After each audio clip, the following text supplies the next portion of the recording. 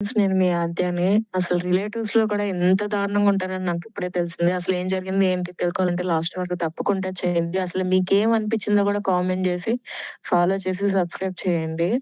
రియల్‌గా జరిగిన స్టోరీ అన్నమాట. పోనీలే పాపం అని జెప్పేసి మా సిస్టర్ వాళ్ళ హస్బెండ్‌కి జాబ్ లేదని రీసెంట్‌గా మ్యారేజ్ అయిందన్నమాట వాళ్ళకి. మా అన్నయ్య వర్క్ చేసే కంపెనీలో రికమెండేషన్ చేసి మరి జాబ్ ఇప్పిచ్చాడు. సరే అని జెప్పేసి వాడు జాయిన్ అయిన 2 మంత్స్‌కి మా అన్నయ్య జాబ్ పోయేలా చేశాడన్నమాట. పోనీలే సిస్టరే కదా! సిస్టర్ వాళ్ళ హస్బెండే కదా! అని లైట్ తీసుకొని వాడేదో జాబ్ సెర్చింగ్‌లో కొంచెం బిజీ అయిపోయాడు. సరేలే అనుకుంటే వాడు 3 మంత్స్‌కి వాడి జాబ్ కూడా పోయిందన్నమాట. ఆఫ్టర్ 3 మంత్స్ తర్వాత. దానికేమో ఆమెకి ఇప్పుడొక 10,000 జాబ్ ఏదో వచ్చిందామెకి. పోనీలే పాపం నా వల్ల జాబొచ్చింది పోయిందనేసి వీడు బాధపడతా ఉంటే ఆ 10,000 జాబొచ్చిందన్నమాట. కాలేజ్‌లో అటెండరు. ఓహ్! కలెక్టర్‌లాగా రెడీ అయిపోయి ఎళ్ళిపోతదనమాట. వెళ్ళేది కామ్‌గా వండుకుంటా, పక్కనోళ్ళకి చెప్పడం, అంటే ఇంటికొచ్చి మా డ్యాడీ దగ్గర చెప్పడం.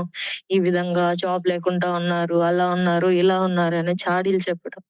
మా డ్యాడీ అవన్నీ ఇనేసి ఆమేదో పెద్ద ఇదిలాగా మా మమ్మల్ని తిడుతున్నాడనమాట. మా అన్నయ్యని చాలా అంటే చాలా అంటున్నాడు. వాడు చాలా ఫీల్ అవుతున్నాడు. జాబ్ లేకపోతే ఇంత ఇదిగా ఉంటదని నాకసలు అనిపించట్లేదు. వాడు చాలా బాధపడుతుంటే నేనసలు చూడలేకపోతున్నాను. ఆమెను చూస్తుంటేనే నాకు బీపీ లెగుస్తుంది. ఎప్పుడు తంతానో కూడా నాకు తెలీదు. అట్లా ఉంది. ఆమె పనేదో ఆమె చేసుకోవచ్చు గదా! మేమేమైనా అన్నామా? లేదు కదా! ఇప్పుడు మా మీదే చెప్పి ఇలా చేయొచ్చా? కరెక్టేనా అసలు చెప్పండి. మీరే చెప్పండి. ఇలా ఎవరైనా ఉంటారు. అది రిలేటివ్స్‌లో.